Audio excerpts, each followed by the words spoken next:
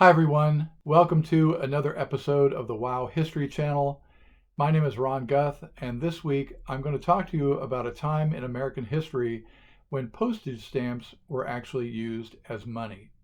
This occurred during the Civil War when all the coins disappeared from circulation because of hoarding. The public was freaked out about the war and they didn't trust paper money at all because of many of the banks had gone broke and the money became worthless.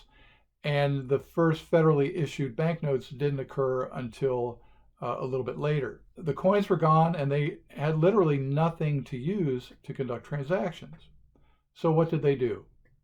One of the first innovations was using postage stamps as money. The rate for a first-class letter back at that time was 3 cents. And so there were a lot of 1 cent, 3 cent, 5 cent stamps around. And the people realized that, hey, I just paid 3 cents for the stamp. It has value. Why don't we try to use it as money? And that became actually very popular. And people used postage stamps to trade for things back and forth. The problem with postage stamps, of course, is that they get dirty very easily. They have glue on the back. They tear, and they don't last very long. So the next innovation was postage stamp envelopes.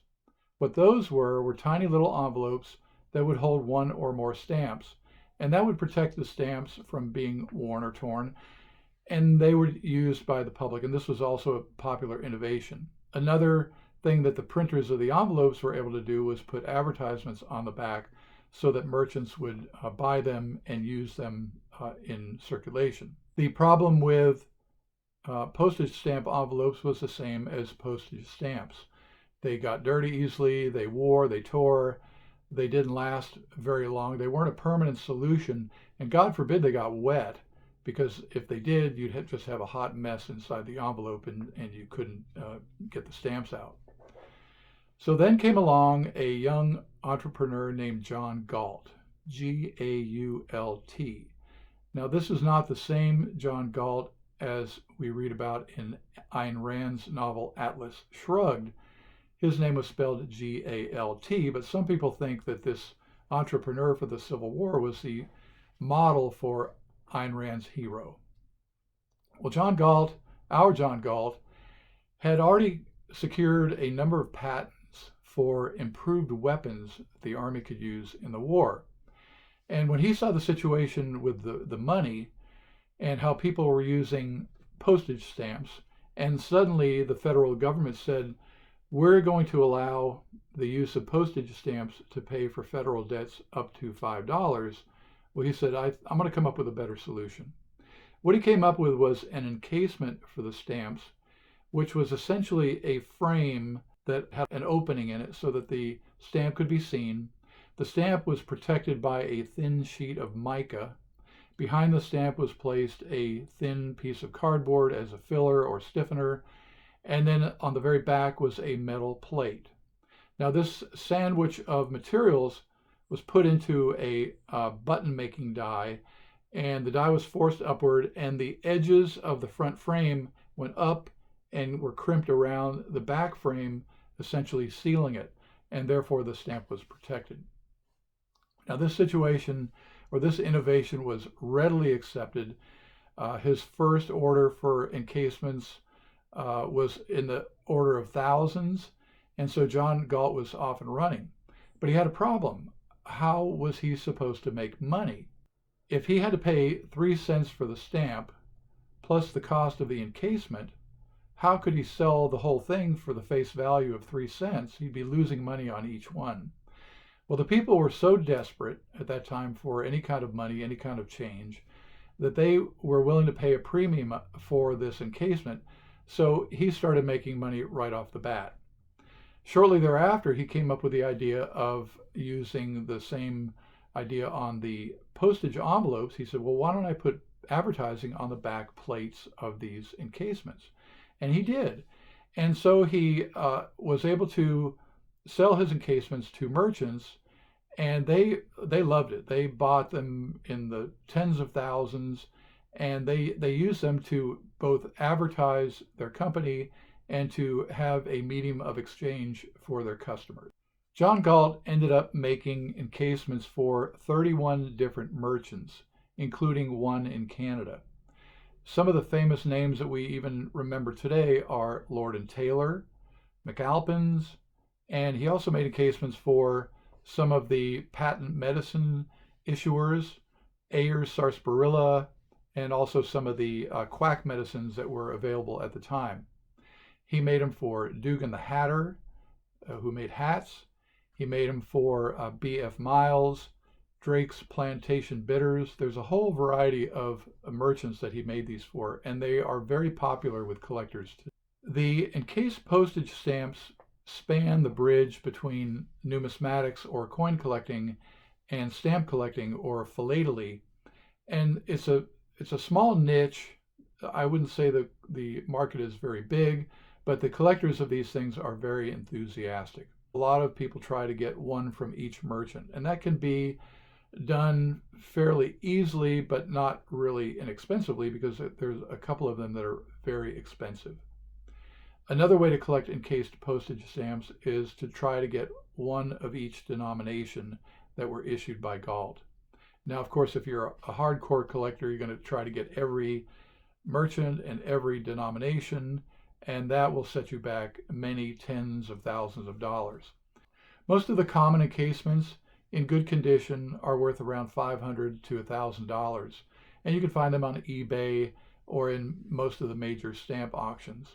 They occasionally show up in coin auctions, but stamp auctions are really the place to find them. The rarer merchants tend to run from $5,000 to $10,000 and up.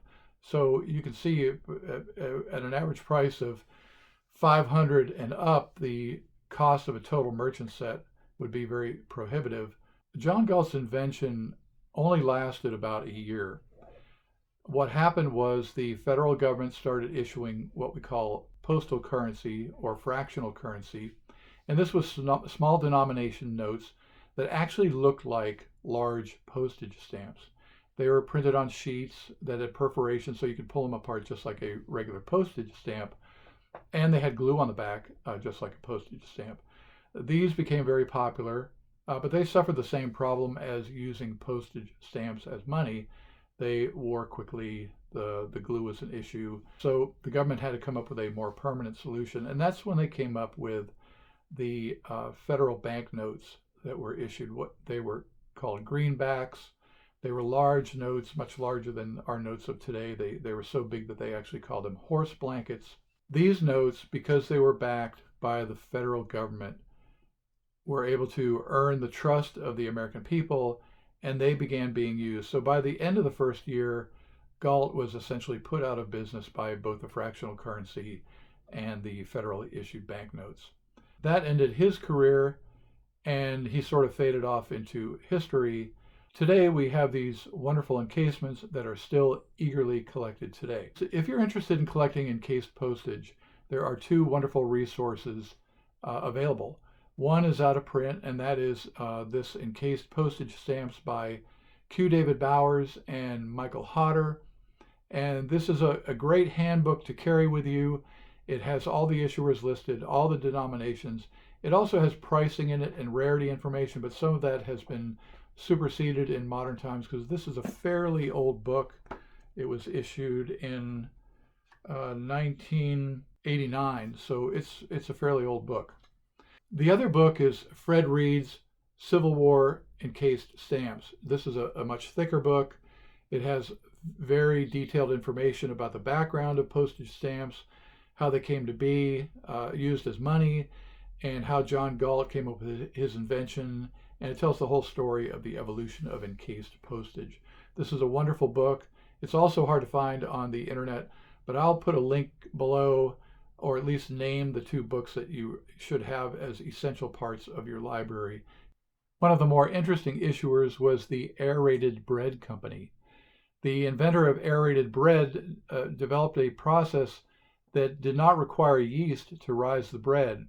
Instead, he injected it with a carbonated gas that gave the bread a really light texture that was completely different than anything that was being made at the time. Another issuer was Joseph Bates of Boston, Massachusetts, who advertised fancy goods. Fancy goods were consumer goods that he sold directly to customers. It was an interesting time in American history because prior to 1840s, demand for consumer goods was fairly low because most people made what they needed. They would only go to the store if there was some unusual item that had to be imported or that they could not make. So Bates developed a very good business in providing consumer goods to the general public. Another issuer was John Brown, also of Boston, Massachusetts, who advertised Brown's bronchial troches. And these were essentially cough drops that he sold to the general public. Also of Boston was Joseph Burnett, who advertised a product called Burnett's Cocaine Calliston. And it was a coconut-based tonic, and it had nothing to do with the cocaine that we know of today. So even though some of the quack medicines back then actually contained morphine and other drugs that today would be illegal, Burnett's Cocaine Calliston was not such a thing, but it sure sounds interesting. In New York City, a fellow named George Mendham advertised Mendham's Family Wine Emporium, which is a cross between like a saloon and a general store, but he added the name family to sort of take some of the stigma away from alcohol, which was getting a bad rep during the late 1800s. Even insurance companies got in on the act. The North American Life Insurance Company had encasements made in 1 cent, 3 cent, and 10 cent denominations. A fellow named S. Steinfeld in New York City issued a very unusual encased postage, and I'll go ahead and read from it because it's rather lengthy, but it says French cognac bitters. This would have been a tonic that people would drink. He called it an unfailing remedy for diseases of the liver and digestive organs. So this is one of the patent medicines or quack medicines that were in vogue during the Civil War and this time, and he took full advantage of advertising his business. I mentioned a Canadian firm that advertised on encased postage, and that was the firm of Weir and Larmeny of Montreal, Canada. They were a bank and a specie broker. A specie broker is a firm that buys and sells precious and semi-precious metals like silver and gold. So they had an active business in that, especially during this period of time when gold and silver was very scarce and there was a large demand for it. So they had a ready market. Finally, there's White the Hatter, who made hats, and he advertised that his establishment was under Barnum's American Museum. That would be P.T. Barnum, of course. The museum was very popular. Everybody knew where it was, so this was a great advertising promotion that White the Hatter did. Unfortunately, the Barnum Museum was burned down in 1864 by a Confederate sympathizer, so that business did not last beyond the Civil War. There were many other issuers that I haven't mentioned, but I'll leave that to you to investigate and find out for yourself. But I think you'll find out that this was a very interesting chapter in American history. They say that necessity is the mother of invention, and it's always interesting to see what creative ways people come up with to solve emergency crises. And this was exactly what happened when postage stamps and encased postage were used as money in America. Thank you for viewing this episode. If you like the channel, please subscribe and hit the like button. This helps me with YouTube's algorithm to improve my standing on the platform. If you would like notifications whenever I publish a new video, please hit the little bell icon below. And finally, if you'd like to comment, tell me how you like the video, or if there are subjects that you'd like to learn about in the future, please let me know. Again, thank you for viewing. Bye-bye.